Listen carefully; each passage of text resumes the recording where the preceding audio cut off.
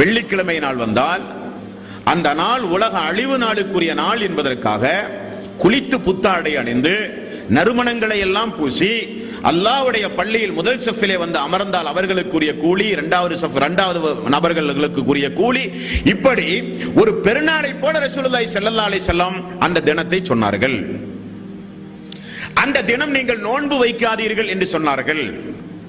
அந்த நாளில் இபாதத்து அதிகம் அல்லாஹ்விடத்தில் ஏற்றுக்கொள்ளப்படக்கூடிய நாள். அந்த நாளில் ஒரு நேரம் உண்டு.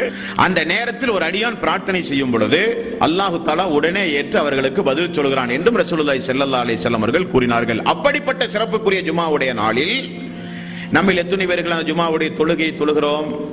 ஜுமாவுடைய நாளில் ஜுமாவுடைய தொழுகையை புறக்கணிக்கக்கூடிய மக்கள் உண்டு. ஜுமாவுடைய நாளில் இமாம் தொழுகை நடத்துகிற பொழுது வருகிற மக்கள் உண்டு. ஜுமாவுடைய நாளில் வந்து பள்ளியில் உறங்குகிற மக்கள் உண்டு. ஜுமாவுடைய நாளில் பொடும்போக்காக வாழ்ந்து கொண்டிருக்கிற மக்கள் உண்டு.